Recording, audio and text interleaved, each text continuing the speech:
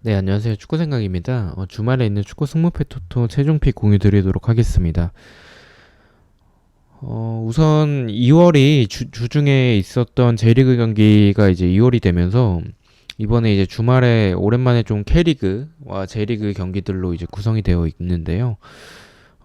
투표율도 보시다시피 좀 몰린 경기도 많지 않고 대부분 좀 균등하게 분배가 된 경기들이 많은 것 같아요. 그만큼 좀 선택하기가 조금 난해한 경기라서 이번 주는 좀 공유를 조금 미룰까라고 말씀을 드리려고 했는데 또 2월이 됐기 때문에 준비를 해왔습니다. 최대한 간단하게만 말씀을 드리도록 하겠습니다. 첫 번째 경기입니다. 수원FC 대 강원의 경기고요.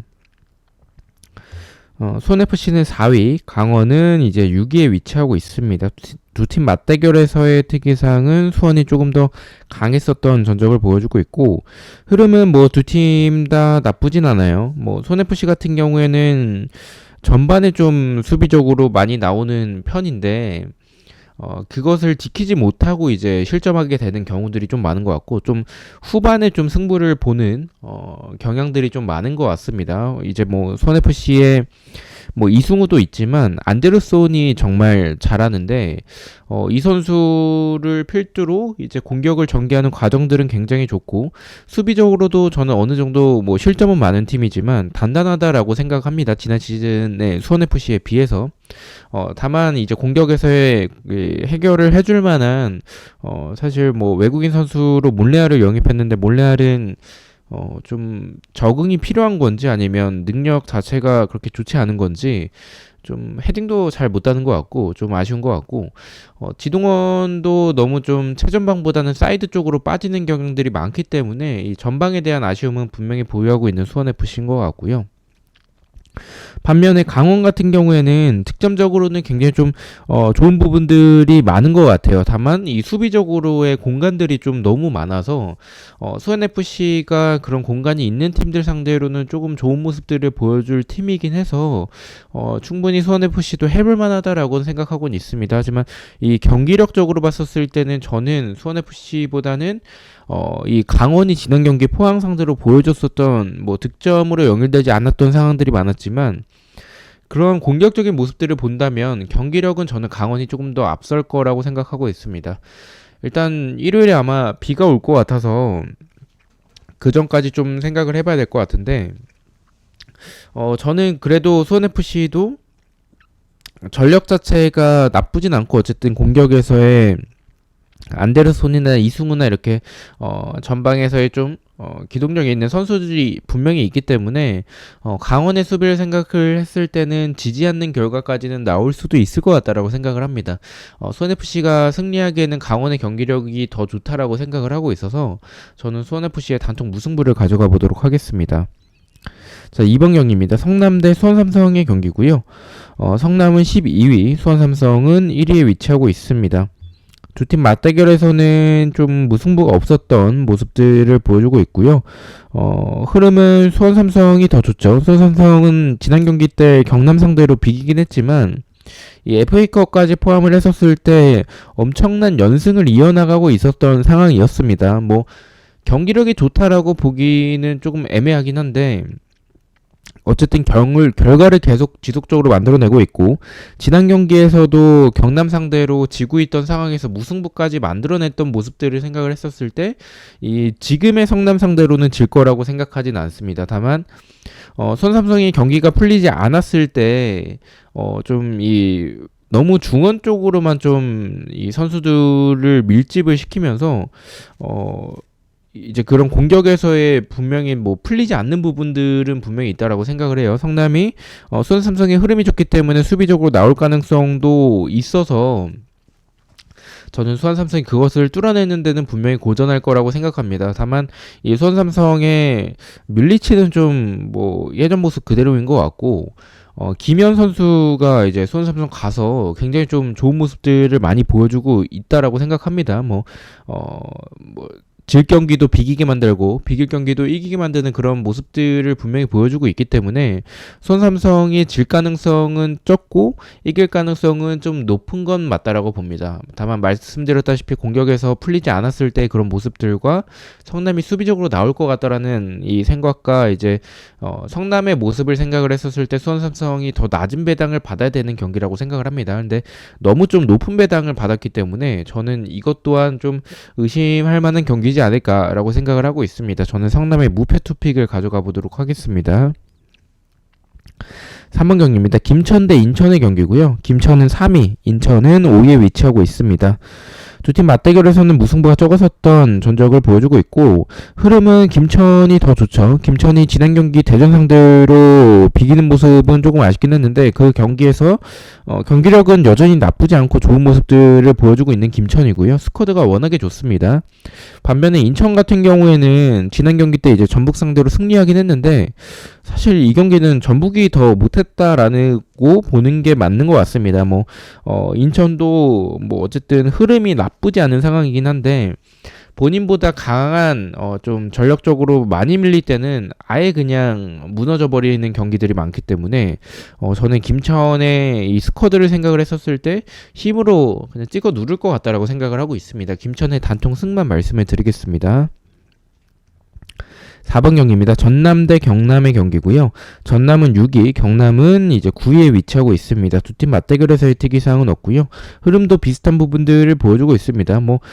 사실 스타일적으로도 그렇고 흐름적으로 그리고 경기력적으로 비슷한 두 팀의 경기라고 생각을 하고 있습니다. 너무 좀 무승부로 보이는 경기라서 좀 무승부를 가져갈까에 대해서 고민을 많이 했지만 두 팀의 어쨌든 전력 차이가 크지 않고 조금 더 좋은 팀을 꼽자면 저는 그래도 전남이 보여주는 모습들이 더 좋고 홈에서의 모습이기 때문에 이길 가능성은 전남이 조금 더 높다라고 보고 있지만 전남도 지금 득점력적인 부분에서 많이 터지지는 않고 있습니다. 그래서 지금 상황에서는 0대 0의 결과도 좀 생각해야 되지 않을까라고 보고 있습니다. 저는 전남의 단통 무승부를 가져가 보도록 하겠습니다.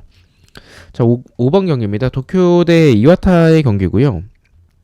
도쿄는 14위, 이와타는 11위에 위치하고 있습니다. 두 팀 맞대결에서의 특이사항은 없고요. 흐름은 이 도쿄가 조금 더 좋긴 한데 도쿄는 무승부가 좀 워낙에 많은 최근에 흐름을 보여주고 있는 팀입니다.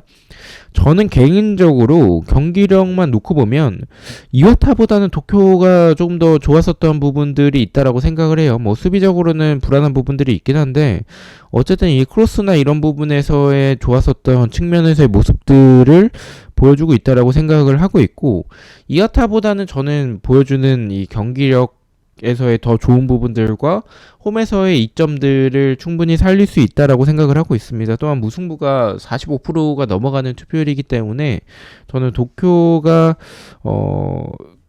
승리할 가능성이 홈에서는 그래도 조금 더 있다라고 생각하고 있습니다. 저는 도쿄의 단통 승을 가져가 보도록 하겠습니다. 자, 6번 경기입니다. 간바 오사카 대 세레소 오사카의 경기고요. 간바는 10위, 세레소는 이제 3위에 위치하고 있습니다. 두 팀 맞대결에서는 세레소가 강했었던 전적을 보여주고 있고 흐름 역시 세레소가 좋습니다. 근데 저는 이 경기 일단 의심한 게 배당 때문에 의심을 좀 한 게 커요. 일단 경기력은 사실 간바와 세레소와 비교할 팀은 아니긴 합니다. 물론 이 두 팀이 더비 경기이긴 하지만 두 팀의 전력 차이나 경기력 차이는 좀 크게 난다라고 생각을 합니다. 그만큼 세레소가 더 좋은 모습들을 보여주고 있는데도 불구하고 투표율은 세레소 쪽으로 예상했던 결과대로 좀 어느 정도 몰렸죠. 다만 이 배당 자체는 세레소가 원정임에도 정배당을 받긴 했지만 두 팀의 배당 차이가 크게 나지 않습니다. 그러한 점을 저는 생각을 했었을 때 이 경기는 배당을 생각했었을 때 좀 어느 결과가 나와도 이상하지 않다라고 생각을 하고 있습니다. 말씀드렸다시피 경기력은 세레소지만 저는 배당을 좀 생각을 해서 간바의 승무패로 지어보도록 하겠습니다. 7번 경기입니다. 후쿠오카 대 가와사키의 경기고요. 후쿠오카는 9위, 가와사키는 16위에 위치하고 있습니다. 두 팀 맞대결에서는 가와사키가 더 좋았었던 전적을 보여주고 있고 흐름은 후쿠오카가 조금 더 좋습니다.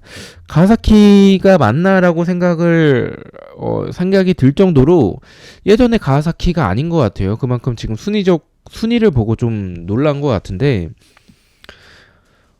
지금 어쨌든 뭐 후쿠오카와 가와사키를 봤었을 때 흐름적으로는 후쿠오카가 조금 더 좋긴 한데, 저는 지난 이 가와사키가 우라와의 경기를 봤었을 때는 사실 굉장히 좀 좋았었던 모습들을 분명히 보여줬다라고 생각을 합니다. 뭐 수비적으로는 가와사키가 예전에 비해서 정말 많이 좀 불안해진 부분들은 있어요. 그리고 득점력도 약간 어거지로 넣은 경향들도 있기 때문에 지난 경기를 제외하고는 그렇게 많은 득점이 터졌을 때가 최근에는 없긴 했었거든요. 그래서 지금 가사키의 공격과 수비가 예전만큼의 그런 가사키를 생각하면 안 된다라고 말씀을 드리고 싶고요.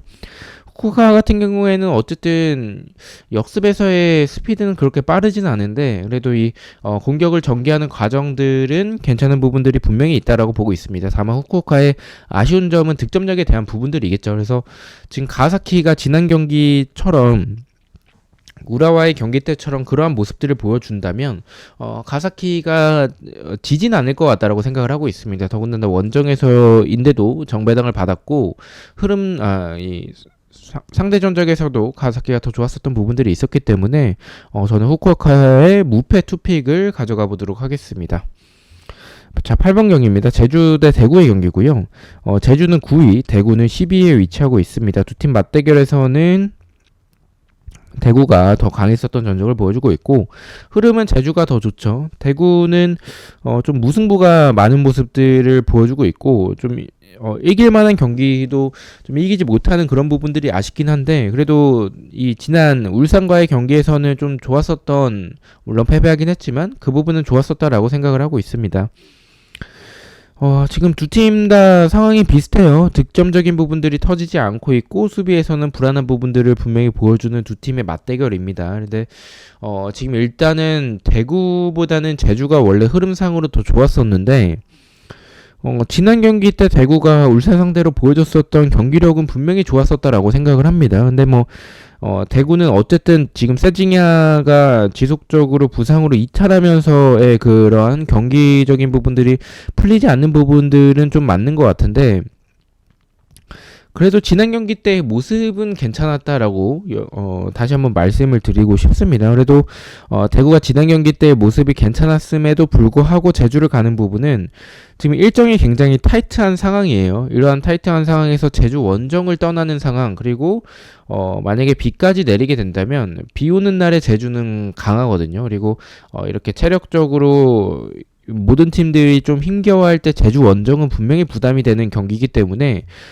경기적인 부분들은 지난 경기만 생각을 했었을 때는 대구가 더 좋아 보이긴 하지만, 말씀드렸듯이 이러한 뭐 상황적인 외부 요인들을 고려를 해서 저는 제주의 단통 승을 가져가 보도록 하겠습니다. 자, 9번 경기입니다. 천안 대 안산의 경기고요. 천안은 13위, 안산은 11위에 위치하고 있습니다. 일단 뭐 흐름은 천안이 조금 더 좋은 상황인데, 이 경기는 좀 고민을 많이 했던 것 같아요. 일단은 흐름도 비슷하기도 하고, 사실 경기력적으로도 이 천안 같은 경우에는 좀 화끈한 스타일을 좀 공수 뭐 닭공 이렇게, 닭공까지는 아니지만 좀 공격적으로 나온 스타일이고, 안산은 좀 안정적으로 나오는 스타일이죠. 그래서 이 스타일적인 부분들을 생각을 해야 되는데, 저는 천안이 이렇게 공격적으로 나왔다가 분명히 저는 천안은 수비적으로 좀 불안한 팀은 맞는 것 같아요. 그래서 안산이 득점력이 좋은 팀은 아니지만 분명히 역습이나 세트피스 한 방에서는 저는 안산이 힘싸움에서는 더 이길 수 있지 않을까라는 생각을 해서, 그리고 K리그2 경기들 중에서 한 경기는 완전한 역배를 좀 가져가야 될 것 같다라는 생각에 이 경기를 선택을 했습니다. 천안의 단통 패를 가져가 보도록 하겠습니다. 10번 경기입니다. 산포이로 대 나고야의 경기고요. 산포이로는 4위, 나고야는 8위에 위치하고 있습니다. 두 팀 맞대결에서는 특이사항은 없고요. 흐름은 뭐 두 팀 다 나쁘지 않아요. 일단은 산프이로 같은 경우에는 최근 10경기 동안 패배는 없지만 무승부가 좀 많은 전적을 보여주고 있고, 나고야 같은 경우에는 패배는 있지만 무승부가 적으면서 이제 승리도 오히려 산프이로보다는 최근 10경기 동안 많이 하고 있습니다.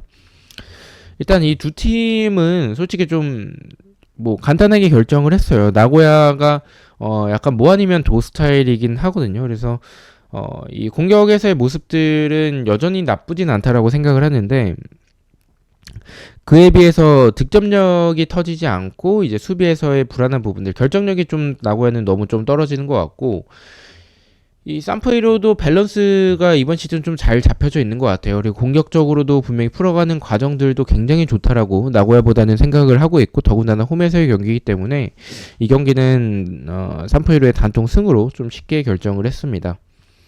자, 11번 경기입니다. 가시와 레이솔 대 이제 가시마 엔틀러스의 경기고요. 가시와는 13위, 가시마는 5위에 위치하고 있습니다. 두 팀 맞대결에서의 특이사항은 없고요. 흐름은 이제 가시마가 조금 더 좋습니다.